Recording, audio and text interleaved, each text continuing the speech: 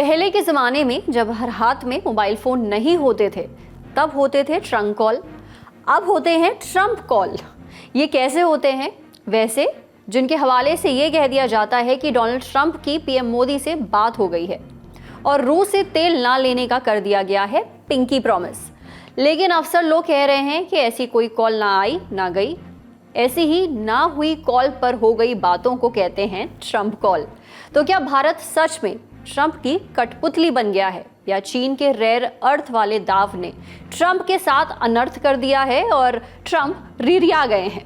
सब पर बात करेंगे, लेकिन पहले जानेंगे गुजरात में ऐसा क्या हुआ कि सारे मंत्रियों ने इस्तीफा दे दिया। बिहार चुनाव के पहले फूंक फूंक कर कदम रखती पार्टियों ने अब क्या कर दिया, और सीजेआई की माफी के बाद भी राकेश किशोर के बुरे दिन आने पक्के हैं। नमस्ते, मेरा नाम है सरवत और आप देखना शुरू कर चुके हैं दी ललन टॉप शो।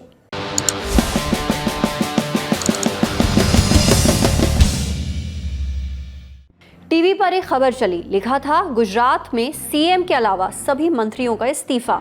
इसके पहले की सेकंड थॉट आता, आगे की इन्फो आई। कल यानी 17 अक्टूबर को गुजरात कैबिनेट का विस्तार होना है। उससे पहले सभी 16 मंत्रियों ने अपने इस्तीफे दे दिए हैं। गुजरात के मुख्यमंत्री भूपेंद्र पटेल आज देर रात राज्यपाल देवव्रत आचार्य को नई कैबिनेट की लिस्ट सौंपेंगे। इसके बाद पता चलेगा कि किनके नाम कटेंगे और कौन से नए चेहरे कैबिनेट में शामिल होंगे। खबरें हैं कि 5 से 6 मंत्रियों को बरकरार रखा जाएगा, जबकि कई नए चेहरों को जगह दी जाएगी। कयास गुजरात को 2 डिप्टी सीएम मिलने के भी हैं। 17 अक्टूबर को शपथ ग्रहण समारोह होगा। केंद्रीय गृह मंत्री अमित शाह और बीजेपी अध्यक्ष जेपी नड्डा भी उसमें मौजूद रहेंगे। इस विस्तार की सुगबुगाहट कई दिनों से चल रही थी। 2022 में भूपेंद्र पटेल के मुख्यमंत्री बनने के बाद से पिछले 3 सालों में कैबिनेट रिशफल नहीं हुआ है। जानकार कहते हैं कि बीजेपी कुछ तो करना चाहती थी। जून 2025 में विसावदर विधानसभा उपचुनाव हुए। बीजेपी ने एड़ी चोटी का जोर लगाया, जीते तब भी नहीं। जीता कौन? आम आदमी पार्टी के गोपाल इटालिया। गोपाल ने बीजेपी के किरीट पटेल को 17,000 वोटों से हराया था। कहा जा रहा है कि उसी हार ने बीजेपी को चिंता में डाल दिया। 2027 में विधानसभा चुनाव होने वाले हैं। उसके पहले बीजेपी कोई ढील नहीं देना चाहती। कैबिनेट एक्सपेंशन को स्ट्रक्चर के लेवल पर बड़े चेंज जैसा देखा जा रहा है। पार्टी नई स्ट्रैटेजी के साथ चुनाव में जातीय और क्षेत्रीय इक्वेशन को ध्यान में रखते हुए चुनाव में जाने के मूड में है। किनके नाम कटेंगे, किनको जगह मिलेगी और पार्टी ने अभी ये फैसला क्यों लिया, इस बारे में ज्यादा जानकारी दे रहे हैं हमारे साथी पत्रकार। सुनिए। कहा जा रहा है कि जो भी मुख्यमंत्री समेत 5 या 6 मंत्री जो हैं वो रिपीट होंगे, बाकी पूरा मंत्रिमंडल चेंज होगा। यानी कि 7 से 10 मंत्री का एग्जिट होगा और उतने ही नए मंत्री आएंगे। उसके अलावा 25 मंत्री तक जो है, कुल जो गुजरात की स्ट्रेंथ है वो 27 मंत्रियों तक की है, पर 25 से 26 मंत्रियों का नया मंत्रिमंडल हो सकता है। तो वैसे में 20 नए चेहरे जो हैं वो देखने को मिलेंगे। ये चेहरे सभी जोन से, सभी वर्गों से लेने की दावा बीजेपी कर रही है और सभी को साल 2027 का रोड मैप देखते हुए कि 2027 में फिर से बीजेपी की सरकार बने, लगातार 8वीं बार गुजरात में बीजेपी जीते, उस लक्ष्य के साथ जो है ये मंत्रिमंडल में फेरबदल किया जा रहा है। लोगों के परफॉर्मेंस के आधार पर उनके इस्तीफे लिए गए हैं, पर साथ ही युवा जो है जोश भरने की भी कोशिश की जा रही है। कुछ युवाओं को भी तरजीह दी जाएगी, साथ ही कुछ अनुभवी भी जो है इस मंत्रिमंडल में वापसी करेंगे। तो इस तरह साल 2027 के लिए बीजेपी फिर से एक बार अपने आप को मजबूत करती दिखेगी, जनता के बीच जाएगी। ये जो मंत्रिमंडल का विस्तार वो दिवाली से पहले इसीलिए हो रहा है कि दिवाली के वक्त सभी जो नए मंत्री हैं वो अपने विस्तार में जाएं और वहाँ पे लोगों तक पहुँचे, ताकि उनका स्वागत भी हो पाए और लोगों तक एक मैसेज जाए, कार्यकर्ताओं में एक नई ऊर्जा आए, उसकी पूरी कोशिश की जा रही है। और ये तो थी गुजरात से आई अपडेट्स। अब चलते हैं बड़ी खबर की तरफ। डोनाल्ड ट्रंप को भारत के प्रधानमंत्री नरेंद्र मोदी पर प्यार आ रहा है, बहुत ज्यादा प्यार आ रहा है। ट्रंप बोले हैं कि अगर ज्यादा डिटेल दे दी तो मोदी जी की कुर्सी खतरे में पड़ जाएगी। वो ऐसा नहीं करना चाहते क्योंकि नरेंद्र मोदी उनके बहुत अच्छे दोस्त हैं, महान आदमी हैं। अपनी ताज़ा प्रेस कॉन्फ्रेंस में ट्रंप ने ये सब कुछ कहा, कुछ बातें और जोड़ी, वही पुरानी बातें। हालांकि पहले उनके लठैत धमकियां देते थे, ट्रंप भी धमकी भरे अंदाज में ही बोलते थे, लेकिन इस बार उनका हाथ हल्का रहा। बोले, पीएम मोदी ने मुझसे फोन पर वादा किया है कि भारत रूस से तेल खरीदना बंद कर देगा। I was not happy that India was buying oil. And he assured me today that they will not be buying oil from Russia. That's a big stop. PM Modi के लिए ट्रंप ने प्यार के दो मीठे बोल तो कह दिए, लेकिन अपने एक्शन से इसका मैनिफेस्टेशन अभी तक नहीं किया। यानी 50% वाला जो टैरिफ उन्होंने लगा रखा है उसको कम करने या पूरी तरह से हटाने का कोई संकेत नहीं दिया है। क्या ही कहें, जिससे प्यार किया जाता है सजा भी उसे ही मिलती है। हाय रे जमाना। जेनजी लिंगो में कहें तो ain't no love without suffering blood. खैर, प्यार मोहब्बत तो धोखा है, पढ़ लो मित्रों मौका है, और मौका मिला विपक्ष को मोदी सरकार को घेरने का। विपक्ष के नेता राहुल गांधी ने तड़तड़ाते हुए पोस्ट किए, बोले प्रधानमंत्री मोदी ट्रंप से डरते हैं। कुल 5 ताने मारे। ट्रंप को फैसला और ऐलान करने देते हैं कि भारत रूसी तेल नहीं खरीदेगा। बार बार की उपेक्षा के बावजूद ट्रंप को बधाई संदेश भेजते रहते हैं। वित्त मंत्री निर्मला सीतारमण की अमेरिकी यात्रा रद्द कर दी गई। खुद मिस्र के शर्म अल शेख समिट में शामिल नहीं हुए। ऑपरेशन सिंदूर पर ट्रंप के बयानों का भी विरोध नहीं करते हैं। रिएक्शन विदेश मंत्रालय का भी आना ही था। अकेले ट्रंप ने ही पिछले कई महीनों से हमारे विदेश मंत्रालय का काम बढ़ा रखा है। विदेश मंत्रालय के प्रवक्ता रणधीर जायसवाल ने कहा, भारत तेल और गैस का बड़ा खरीदार है। जनता के हितों की रक्षा करना हमारी प्राथमिकता रही है।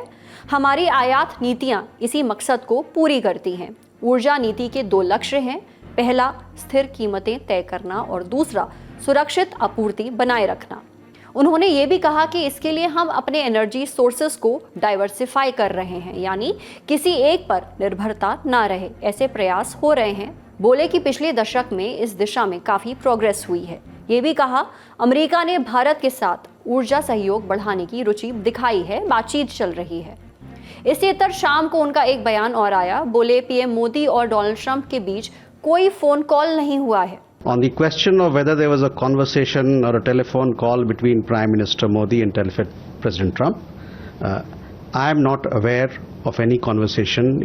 विदेश मंत्रालय के पिछले बयानों पर अगर नजर डालें तो ट्रंप के बयानों पर सीधा और सपाट रिएक्शन दिया है। रूस से तेल खरीद पर भारत कहता रहा है कि हम अपनी स्ट्रैटेजिक ऑटोनॉमी को बरकरार रखेंगे, यानी कोई और देश हमें नहीं बताएगा कि कहां से क्या खरीदा जाए। लेकिन इस बार के बयान में वो पैनापन नहीं दिखा। अलबत्ता ये इशारा मिला कि तेल खरीद के मुद्दे पर अमेरिका की चिंताओं को तरजीह दी जा रही है।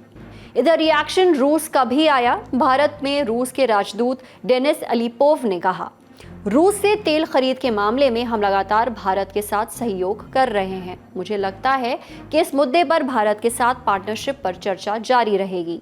जहां तक भारत और अमेरिका के संबंधों का सवाल है, हम उसमें हस्तक्षेप नहीं करते हैं।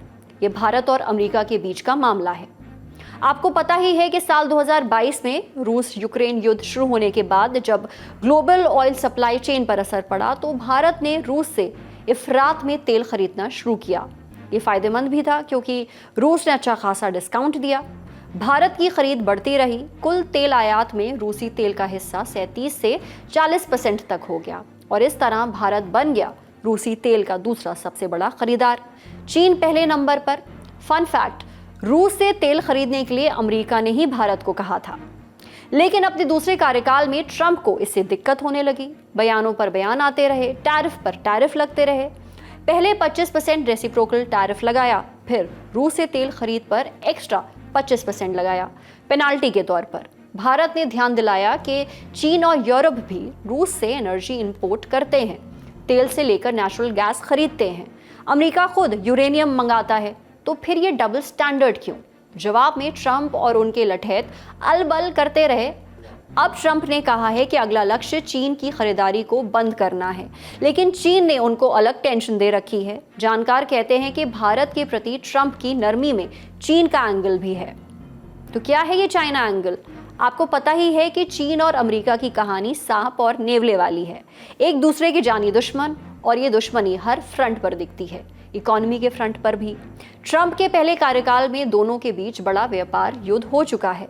दूसरे कार्यकाल में दोनों के बीच डील की बातें चल रही हैं। ट्रंप और शी जिनपिंग की मुलाकात भी होनी है और इस डील से पहले एक दूसरे के खिलाफ आक्रामकता दिखाई जा रही है।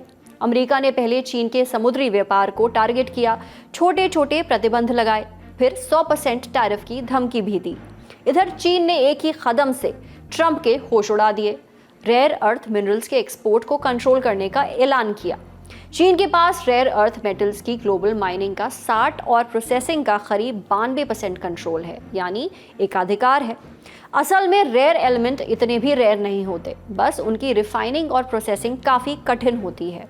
अब क्योंकि चीन के पास इसका एकाधिकार है तो उसने उसे बना लिया अपना हथियार। अमेरिका को सीधा मैसेज, ज़्यादा उड़िए मत, आपके सिलिकॉन वैली के फ्यूज कंडक्टर्स हमारे पास हैं। तो बात यह है कि अमेरिका लगभग 70% रेयर अर्थ एलिमेंट्स यानी कि REEs चीन से खरीदता है। अगर चीन ने इसको थोड़ा भी टाइट किया तो ट्रंप और अमेरिकी टेक इंडस्ट्री को बड़ी दिक्कत हो जाएगी। टेक वाले घुटने टेक देंगे। असर दिखने भी लगा है। आंकड़ों के मुताबिक सितंबर 2025 में चीनी REEs का अमेरिका में करीब 12% कम एक्सपोर्ट हुआ। सप्लाई कम हुई तो कीमतें बढ़ी तो कंपनियों का मुनाफा घटा। नतीजा, रोजगार से लेकर महंगाई, हर तरह का खतरा। टेक सेक्टर के सर्वोसर्वा होने का दर्जा भी खतरे में है। बात और भी गहरी है। चीन ने अमेरिका की सैन्य ताकत पर भी निशाना साधा है। F-35 जेट्स, टॉम हॉक मिसाइलें, पनडुब्बियां, ड्रोन्स, सबके निर्माण में REEs का इस्तेमाल होता है, यानी चीन ने टेटुआ ही पकड़ लिया है। हथियारों के बिना अमेरिका की क्या बिसात। दूसरे विश्व युद्ध के बाद से अमेरिका ने इन्हीं के दम पर अपनी चौधराहट कायम की है। जब मन चाहे, जहां चाहे वहां लोकतंत्र लाने के नाम पर तबाही मचा दो, तेल निकाल दो, जैसे अभी वेनेजुएला निशाने पर है। चीन का यही डर अमेरिका को सता रहा है। जवाब में ट्रंप और उनके लठैत कह रहे हैं कि ये सिर्फ हमारे ऊपर नहीं, पूरी दुनिया पर चीन का हमला है, क्योंकि REEs की जरूरत तो सबको है। लेकिन इस नैरेटिव के साथ चीन के साथ मनुहार भी चल रही है। बयानों में तलखी नहीं, याचना दिखती है, और जिन दोस्तियों को ट्रंप की सनक में बर्बाद किया गया उनको फिर से साधने की कोशिश भी। मसलन अमेरिका के वित्त मंत्री स्कॉट बेसेंट बोले हैं, यूरोप और इंडिया से सपोर्ट की जरूरत है। तो बेसेंट जी, सपोर्ट तो मिल ही रहा था, क्वाड फल फूल रहा था, भारत अमेरिका का व्यापार जो था वो भी बढ़ रहा था, फिर क्यों की लड़ाई। जाहिर है ना तो बेसेंट जवाब दे पाएंगे, ना हावर्ड ल्यूटनिक और ना ही पीटर नवारो। कुल जमा बात, टैरिफ पगलू ट्रंप अब दोबारा से इंडिया पगलू बनने की राह पर अग्रसर है। बीते दिनों इसका एक बड़ा मजमून भी सामने आया जब भारत में अमेरिका के नए राजदूत सर्जियो गोर ने प्रधानमंत्री मोदी, विदेश मंत्री एस जयशंकर और वित्त सचिव राजेश अग्रवाल से मुलाकात की। बोले, भारत और अमेरिका के बीच सब अच्छा करने आए हैं। इधर ट्रंप के टैरिफ से भारत को नुकसान तो हो ही रहा है। डेटा बताता है कि सितंबर महीने में भारत का अमेरिकी एक्सपोर्ट गिरा है, करीब 12% की गिरावट आई है।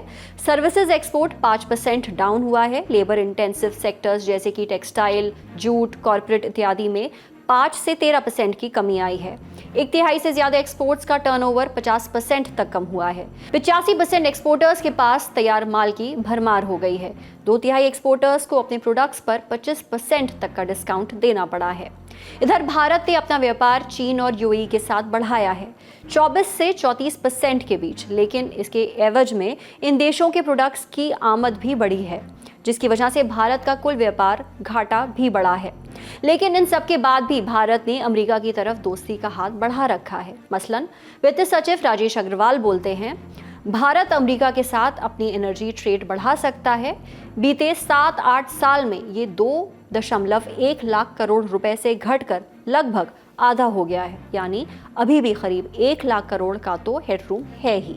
इधर रूस से तेल खरीद पर कुछ आंकड़े आए हैं। सितंबर महीने में भारत ने अपनी जरूरत का 34% तेल रूस से लिया। हालांकि इस साल के शुरुआती 8 महीनों के मुकाबले ये करीब 16% कम है। पहले भारत रूस से करीब 18 लाख बैरल प्रतिदिन खरीद रहा था। ये आंकड़ा अब करीब 16 लाख पर आ गया है।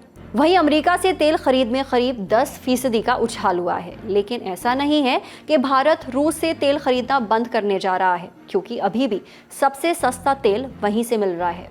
अंदर खाने बातें चल रही हैं कि रूस के साथ पॉलिसी चेंज नहीं की जा सकती, लेकिन डाइवर्सिफिकेशन के रास्ते अमेरिका का शेयर बढ़ाया जा सकता है। भारत अपनी ज़रूरत का तेल Iraq, Iran, Saudi Arab, UAE, Kuwait, Nigeria, Angola, Brazil इत्यादि देशों से भी लेता है, यानी एक बैलेंस बनाया जा सकता है। अमेरिका भी इस बात को समझ रहा है। वैश्विक बाजार का हालचाल लेने के लिए बने think tank global trade research initiative के अजय श्रीवास्तव कहते हैं, भारत के साथ ट्रेड डील के लिए अमेरिका अब रेडी दिख रहा है, खासकर चीन के रेयर अर्थ वाले धमाके की वजह से। अमेरिका भारत को 16 से 18% की टैरिफ विंडो ऑफर कर सकता है।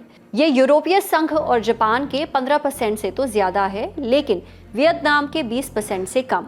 हालांकि भारत को agriculture, digital trade, e commerce और डेयरी सेक्टर पर अपने रुख पर कायम रहना होगा और डील में किसी भी तरह के चीन विरोधी प्रावधान से भी दूरी बनानी होगी, क्योंकि ये भारत की स्ट्रैटेजिक ऑटोनॉमी को कम कर सकता है। यानी जरूरत सबको है, मजबूरियां सबकी हैं। ट्रम्प जी को भी यही समझना होगा, गुंडाई से जियोपॉलिटिक्स नहीं चलती। अब सुर्खियों की बारी। पहली सुर्खी बिहार चुनाव से जुड़ी है। जेडीयू ने कैंडिडेट्स की अंतिम लिस्ट जारी कर दी है। 44 लोगों की लिस्ट है, जिसमें बिहार सरकार में मंत्री सुमित सिंह को चकाई विधानसभा से टिकट मिला है। वो 2020 में इंडिपेंडेंट कैंडिडेट के तौर पर लड़े थे और जीते भी थे। इसके अलावा चैनपुर सीट से मंत्री जमा खान, करघर सीट से वशिष्ठ सिंह और अमरपुर सीट से मंत्री जयंत राज को टिकट दिया गया है। लेकिन टिकट के लिए खूब हो हल्ला मचाने वाले गोपाल मंडल पर पार्टी ने भरोसा नहीं जताया। जेडीयू से टिकट कटने के बाद अब वो निर्दलीय चुनाव लड़ेंगे। जेडीयू ने टिकट बांटने में कास्ट और सोशल इक्वेशन का खासा ख्याल रखा है। कुल 101 कैंडिडेट में से 37 ओबीसी वर्ग के हैं, 22 कैंडिडेट ईबीसी, 22 सामान्य, 15 एससी और 1 एसटी वर्ग के हैं। नीतीश कुमार की पार्टी ने 4 मुस्लिम और 13 महिला कैंडिडेट्स पर भरोसा जताया है। एनडीए की दोनों बड़ी पार्टियां बीजेपी और जेडीयू ने तो अपने सभी कैंडिडेट का ऐलान कर दिया, लेकिन महागठबंधन खेमे में अभी मंथन जारी है। पहली स्टेज में 121 सीटों पर वोट डाले जाएंगे। इसके लिए पर्चा भरने में अब 24 घंटे से भी कम समय बचा है। विकासशील पार्टी के मुकेश सहनी गठबंधन का साथ देंगे या नहीं, इस पर भी हर घंटे एक नई अपडेट आ रही है। बैलेंस बिठाने में दिक्कत कहां आ रही है और क्या महागठबंधन को इस देरी से चुनाव में नुकसान होगा, लेटेस्ट अपडेट दे रहे हैं हमारे साथी पत्रकार। बिहार के चुनाव में महागठबंधन में जो सीटों का मसला फंसा हुआ है, उसकी वजह बताई जा रही है कि मुकेश सहनी थोड़े नाराज हैं, क्योंकि जो सीट वो चाहते थे वो उन्हें नहीं ऑफर की जा रही है। इसके साथ साथ डिप्टी सीएम पद का भी एक मसला है और जो अंदरूनी बातचीत चल रही थी राजद की तरफ से शायद कोई दिक्कत की जा रही है, इसी कारण मुकेश सहनी नाराज थे।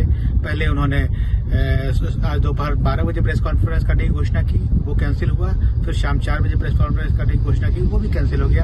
अब बातचीत चल रही है और उसके बीच में बताया जा रहा है कि राहुल गांधी और दीपांकर भट्टाचार्य एसीपीआई एमएल के, ये दोनों मिलकर इंटरफेयर कर रहे हैं। और अभी जब मैं ये रिकॉर्ड कर रहा हूँ तो जानकारी मिली है कि 15 सीटों की सूची उनको भेजी गई है और मुकेश सहनी उसको देख रहे हैं और तय कर रहे हैं कि क्या उस पर मानेंगे या नहीं मानेंगे। उनके जानकार लोग कहते हैं कि शायद डिप्टी सीएम के पद की भी कोई बात, घोषणा वगैरह हो, तो ये होने वाला है। अब देखते हैं क्या होता है। बिहार से एक और अपडेट। एसआईआर को लेकर सुप्रीम कोर्ट में आज सुनवाई हुई। चुनाव आयोग ने एसआईआर को पूरी तरह ठीक बताया। पिछली सुनवाई में सामाजिक कार्यकर्ता योगेंद्र यादव ने एसआईआर से लाखों वोटर्स के नाम गलत तरीके से हटाए जाने का दावा किया था। आयोग ने इन आरोपों को खारिज कर दिया है। कहा, याचिकाकर्ताओं ने 2011 की जनगणना के आंकड़ों का गलत इस्तेमाल किया। ये आंकड़े वोटर लिस्ट की ऑथेंटिसिटी जांचने के लिए सही नहीं है। आयोग ने कहा है कि 3,66,000 नाम नोटिस, सुनवाई और अधिकारियों के लिखित आदेश के बाद हटाए गए हैं और अभी तक कोई अपील नहीं आई है। योगेंद्र यादव ने लिस्ट में 45,000 फर्जी नाम होने का भी दावा किया था। आयोग का कहना है कि ये सॉफ्टवेयर से हिंदी अनुवाद की गलती थी। अंग्रेजी में नाम सही है और बूथ लेवल ऑफिसर्स ने इन्हें वेरीफाई किया था। अनुवाद की गलती का वोटर की एलिजिबिलिटी पर कोई असर नहीं पड़ता। अगली सुनवाई 4 नवंबर को होगी। दूसरी सुर्खी, सीजेआई बीआर गवई के ऊपर जूता फेंकने की कोशिश करने वाले राकेश किशोर के बुरे दिन आने वाले हैं। उनके खिलाफ कोर्ट की अवमानना का केस चल सकता है। अटॉर्नी जनरल ने इसकी परमिशन दे दी है। अब सुप्रीम कोर्ट में इसकी सुनवाई के लिए सॉलिसिटर जनरल तुषार मेहता और सुप्रीम कोर्ट बार एसोसिएशन के अध्यक्ष विकास सिंह ने अपील की है। हालांकि जस्टिस सूर्यकांत और जस्टिस जयमाला बागची की बेंच थोड़ा अलग सोच रही है। वो मामले को और हवा देने पर थोड़े डाउट में है। बेंच का मानना है कि सीजेआई गवई ने घटना को नजरअंदाज करके उदारता दिखाई है। ऐसे में इस मामले में और समय खर्च करने के बजाय कई और जरूरी मुद्दों का निपटारा किया जा सकता है। आगे कुछ करने पर सोशल मीडिया पर फिर से बतंगड़ बनेगा।